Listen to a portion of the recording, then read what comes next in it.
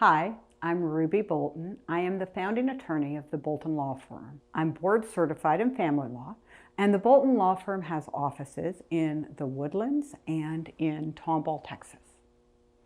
And I am here to tell you what you can do when your divorce begins to help it reach a conclusion sooner.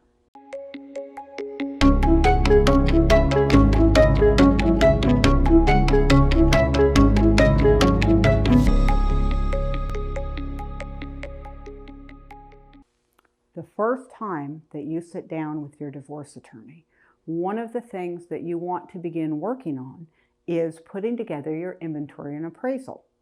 It's this document that tends to drive the settlement in the majority of cases. By beginning on the inventory and appraisal early on, you help to get your case ready to negotiate and ready to settle. The next thing that you want to do is to look at the entirety of your case, property, if there are children involved, and start to isolate those specific areas in which you're likely to have a disagreement. So, for instance, even if you agree on who the children are going to live with, is there an agreement over what area the children are going to live with? Is there going to be a disagreement about how the children are educated? And then you want to take a real look at your inventory and appraisal and look at what are the areas where there's most likely to be disagreement on. Some of the areas are what happens to the marital residence. If usually the marital residence is, the debt on it is in the name of both spouses. Well, if one spouse wants to live there, is that going to be a problem for the other spouse? Is that something that they're going to be willing to agree to? Does the spouse that wants to live in that house have the ability to refinance it solely into their name? And if you know in the beginning that that's likely to be an issue, we can begin looking into lining up refinancing from the beginning to make that something that's more possible. Another area that there is frequently disagreement about is the value of a family-owned business.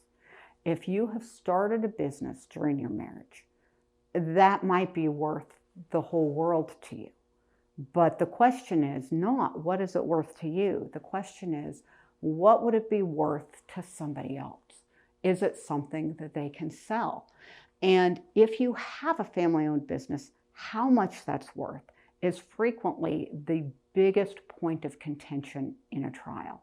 Well, if we can identify in the very beginning of your case that that's likely to be an issue, then that's something that we can begin working on. Once you have picked out the areas in which you're most likely to have disagreement, then you want to start lining up the support for your position. So for instance, if you feel that that business that your spouse has started is very valuable, we want to start lining up evidence to show why. We don't want to be scrambling around at the last minute trying to be able to prove your case.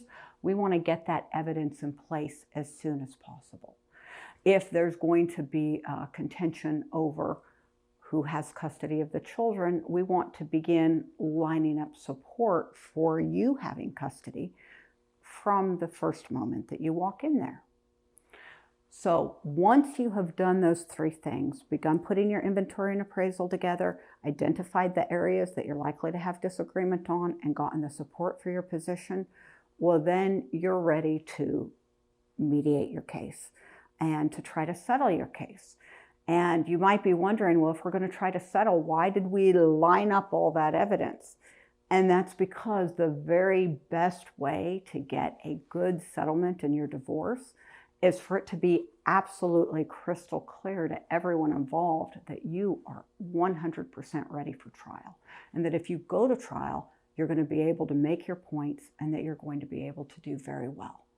And once we can demonstrate that, I think you'll find in most cases your spouse suddenly becomes a whole lot more reasonable. And that settlement that seemed so far away is a lot closer.